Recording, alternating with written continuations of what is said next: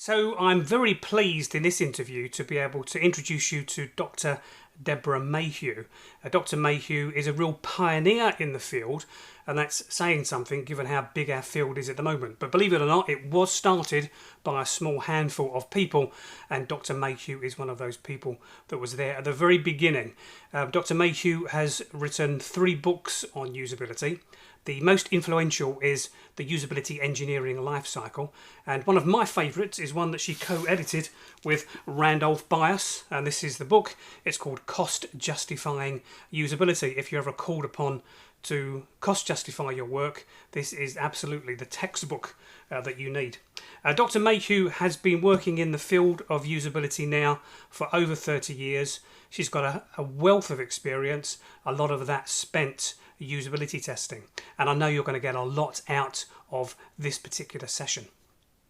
So to begin with, Deborah, I've been following your work for some time, but some people watching this video may not be aware of your background and your experience and expertise. So to begin with, could you talk a little bit about your background, how you got into the field and so on? Hi, David. Thanks for inviting me to participate in your course. I've been working in UX since 1980, which is pretty much as long as the field has existed. While I was working towards my PhD in experimental cognitive psychology in the late 70s, I took a summer job as a programmer in a software company. I got so interested in software development, not to mention in making a real salary, that I stayed in the job full-time, and I finished my PhD on the side. And that dual background in cognitive psychology and software development served me well when the field of software usability was just emerging in the early 1980s. After my PhD, I worked as a usability engineer in some large corporations, but I soon got frustrated with big company culture, so I moved back to academia, teaching computer-human interaction courses in a computer science college. But frankly, that was even more frustrating, so I set up my consulting practice in 1986. If not the first, then I'm sure I was at least one of the first independent consultants in software usability back then. I've written several books and book chapters, and I've done a lot of teaching over my career at professional conferences and training events, and in-house in corporations. And recently, like you, I've started publishing online courses. And a big part of my consulting practice has indeed been conducting formal usability tests. One question I often get from students is how to make UX happen in their organisation when they don't have a dedicated UX team or much of a budget. It's my view that usability testing is a great way to start. Do you have any examples of people building UX teams on the back of usability testing? Oh, absolutely. One of my first jobs in UX was at Wang Labs. This was in the early 1980s. I had a colleague there named Carrie Ehrlich, who not only had usability skills, but also astute organizational skills. Carrie single-handedly created, grew, and managed a sizable usability department at Wang that was more effective and had more impact than many do today. The way she accomplished this was very clever and remains one of my favorite stories from these early days. Without anyone's permission, Carrie decided to run a usability test on a major new release of Wang's flagship office automation product. This was probably the first ever usability test done at Wang. It was carried out after the product was publicly announced, but just before it was released. Carrie managed to talk several very high-level vice presidents into serving as test users. As she knew what happened, they all failed miserably to figure out how to do the simplest of tasks in the software. For the first time, the management team at Wang grasped the importance of the user interface in a very visceral way. Virtually overnight, Carrie was assigned to report directly to one of these vice presidents. With this level of support, she quickly grew a usability department and integrated usability into Wang's product development departments. I've never forgotten this lesson in the power of usability testing when strategically applied. Usability testing doesn't just impact products, it can impact entire organizations and their methodologies too. So, Deborah, many people think you need to rent a dedicated usability lab to run a usability test, and because they're expensive, that often puts people off testing. What's your view on the need for usability labs? Well, yeah. My general feeling is that field testing can yield much more valid and reliable results than testing in a lab. One of my favorite examples of this involved a software application I was designing for the New York City Police Department in downtown Manhattan. New York City police stations are among the craziest work environments I have ever been in. They're typically one big open room filled with cops coming and going, and the public hanging around waiting, with babies crying and boomboxes playing. They're shabby, they're poorly lit, they're usually not air-conditioned.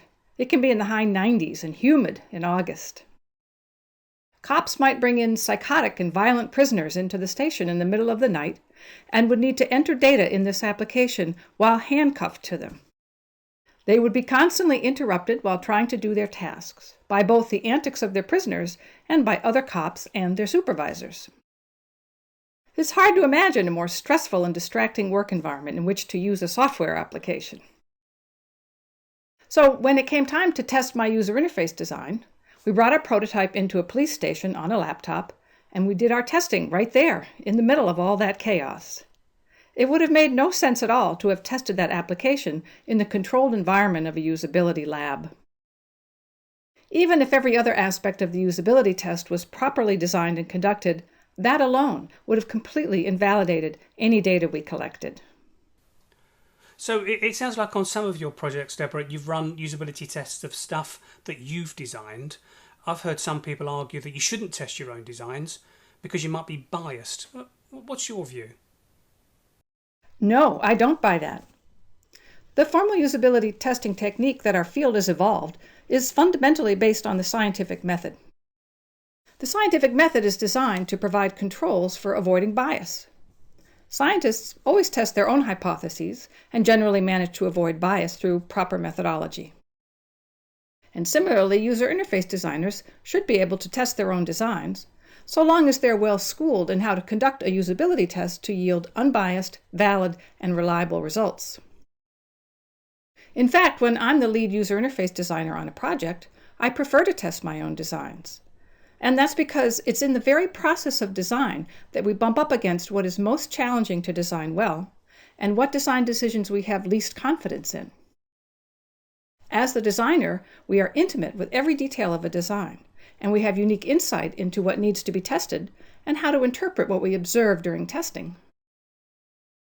And it's also true that everything I learn from testing my own designs makes me a better designer. Designers who never test don't benefit from this feedback loop. So, do you normally test completed designs, or do you ever test early prototypes? Well, I do both. It's always good to test early, but early prototypes can be challenging to test. One I did was particularly challenging. This was a usability test of a proposed redesign of a fire alarm system. The system was designed for large campuses like hotels and hospitals.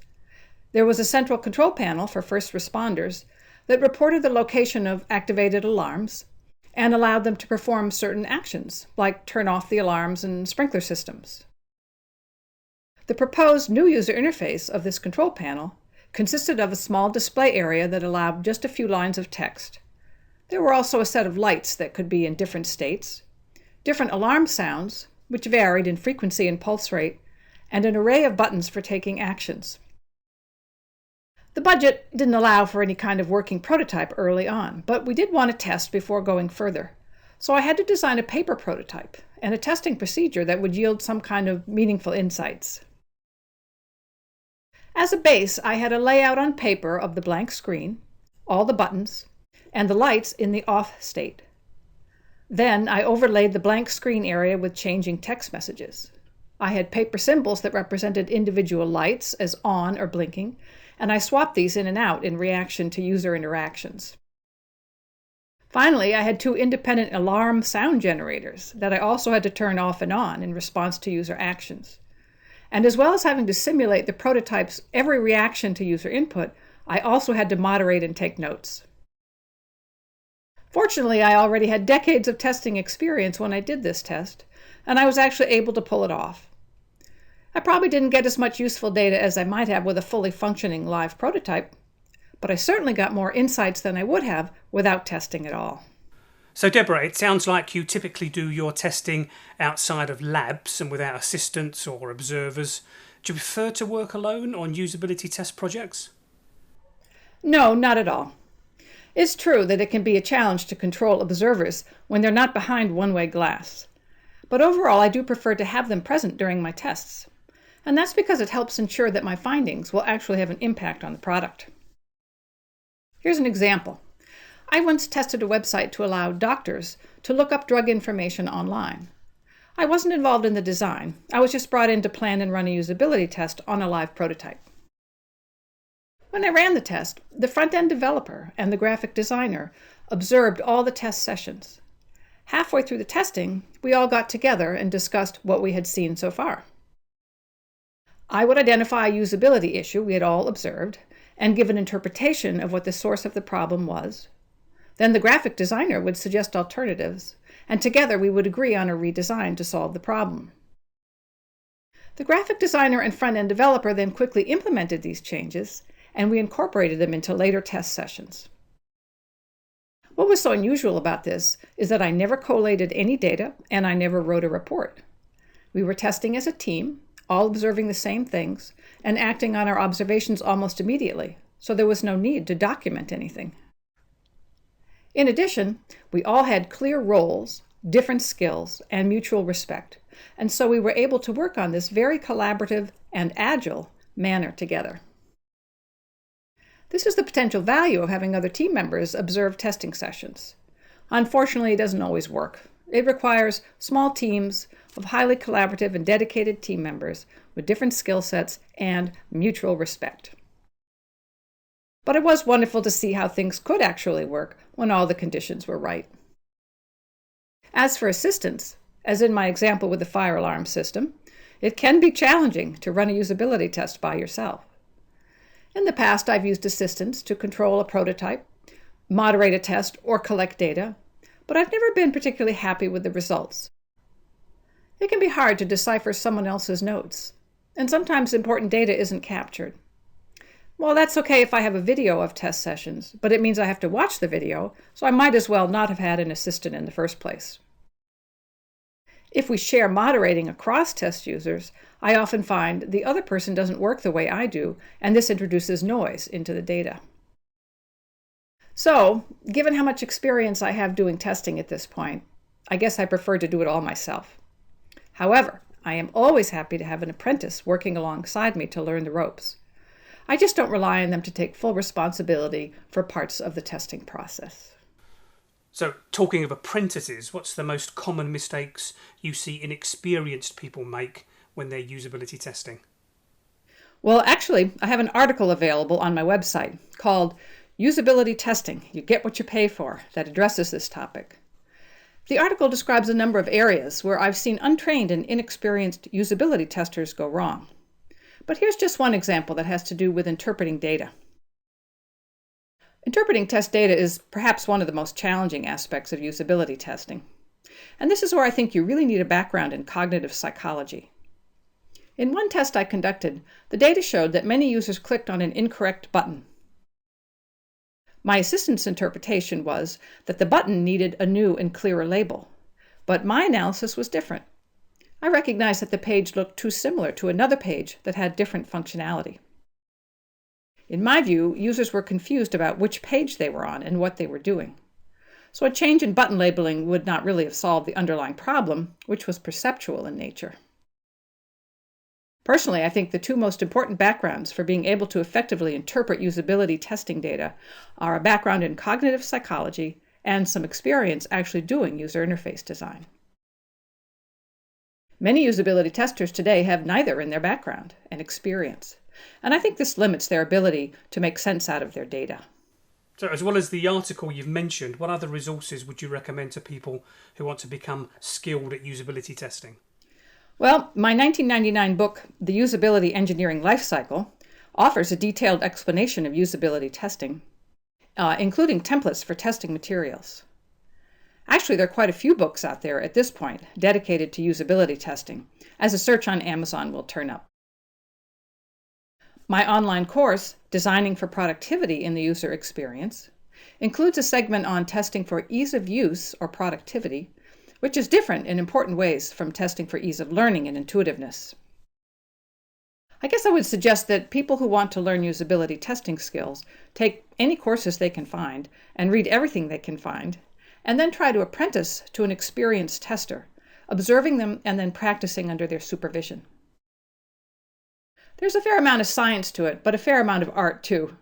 It's a skill you need to learn about through reading and training, but then just get supervised experience with. Consultants like you and I can provide coaching and mentoring if you don't have any experts in-house to apprentice with. Deborah, that's been extremely valuable. Thanks again for your time. By the way, where can people get in contact with you? My pleasure, David. I've sent you a document to include in your course that provides my contact information, as well as links to my online courses, books, articles, and websites. And thank you for contributing to our profession by making your terrific course available online.